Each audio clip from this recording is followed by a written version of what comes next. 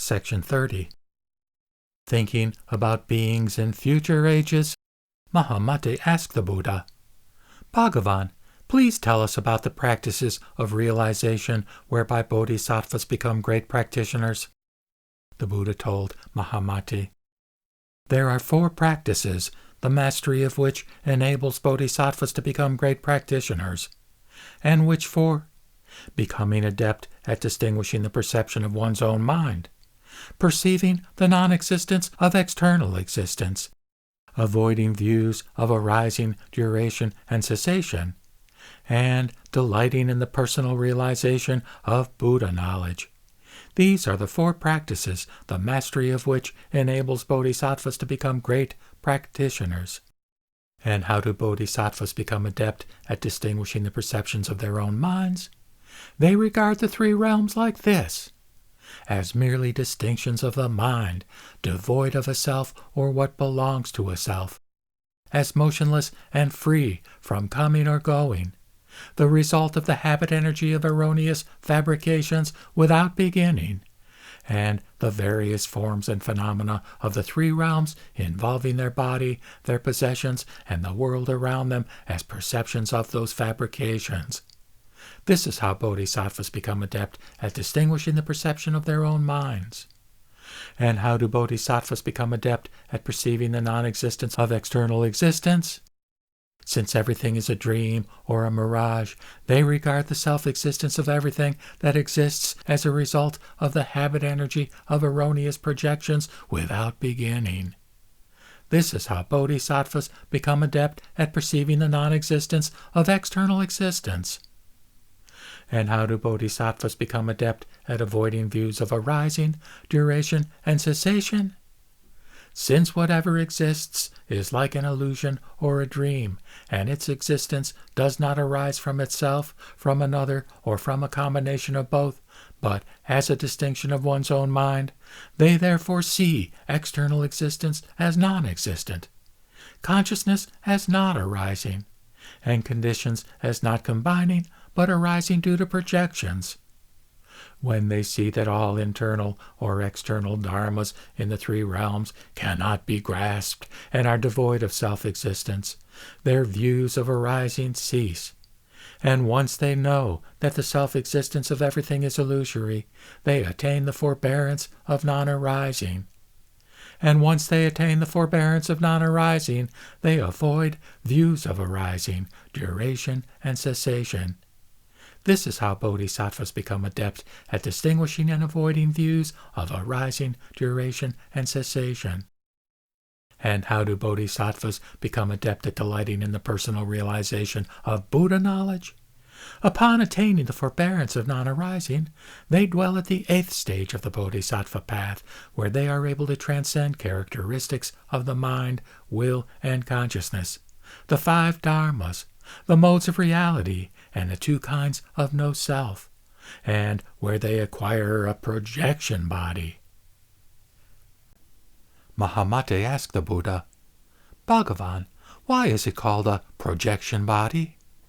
The Buddha replied, "Mahamati, the reason it is called a projection body is because it travels quickly and without obstruction, like a thought. Thoughts travel to other places countless leagues away unobstructed by rock walls because of the memory of something experienced in the past, and they arise without interrupting the function of one's mind or interfering with one's body. Mahamati, such projection bodies are acquired at one and the same time.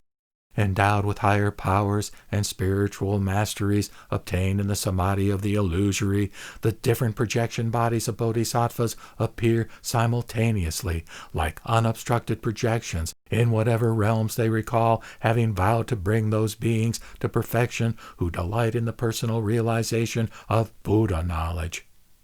Thus do bodhisattvas attain the forbearance of non-arising, and dwell at the 8th stage of the bodhisattva path, where they exchange the body characterized by the mind, will, and consciousness, the 5 dharmas, the modes of reality, and the 2 kinds of no-self, for a projection body, and become adept at delighting in the personal realization of Buddha knowledge.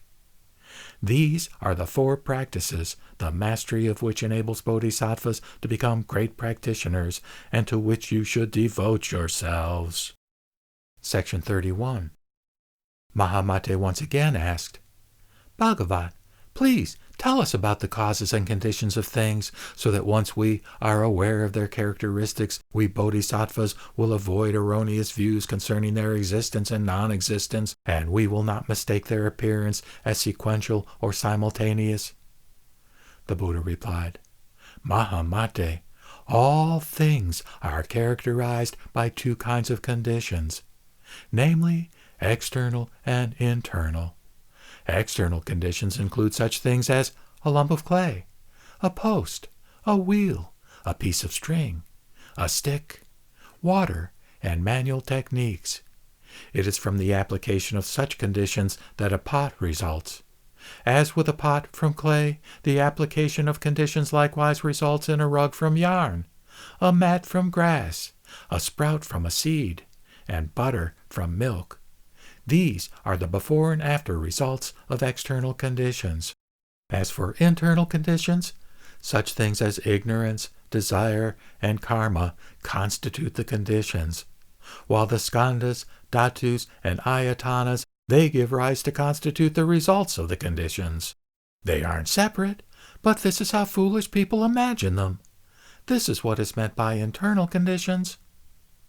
Mahamate, there are 6 kinds of causes: an immanent cause, a connecting cause, a characterizing cause, an instrumental cause, a manifesting cause, and an inactive cause.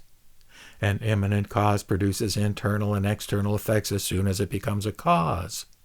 A connecting cause produces internal and external effects as soon as it forms a connection, such as the skandhas and seeds. A characterizing cause produces the characteristic of an uninterrupted continuity. An instrumental cause exerts supremacy like a chakravartin. A manifesting cause manifests causes and effects whenever projections occur, just as a lamp illuminates forms. And an inactive cause is the absence of projection that occurs with the interruption of continuity when something ceases.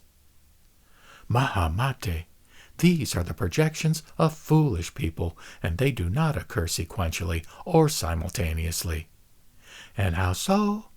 If they occurred simultaneously, there would be no difference between cause and effect, and it would be impossible to identify a cause.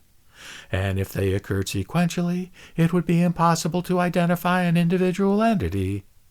The non-occurrence of a sequential occurrence is like having no word for father in the absence of children. Mahamate, it is not true that what occurs sequentially is a continuity. It is merely a projection of what produces or what is produced by direct, supporting, continuous, or contributing causes. Mahamate, a sequential occurrence does not occur because it is characterized by an attachment to an imagined reality. It does not occur sequentially or simultaneously because it belongs to the perception of your own mind.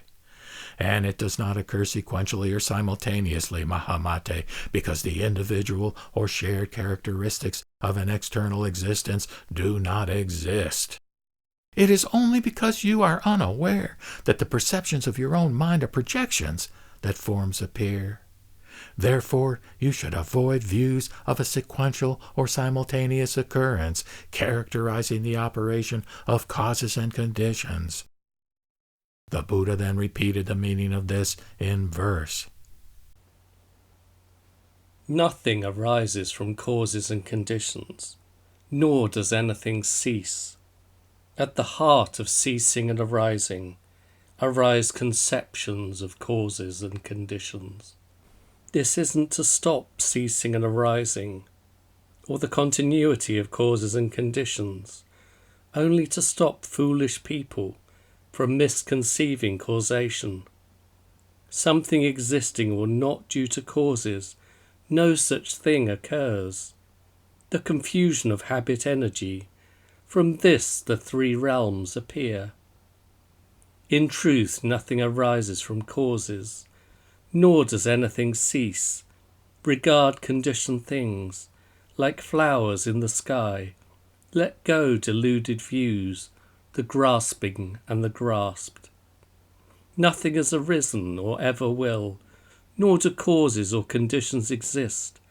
Nothing exists at all, and these are nothing but words.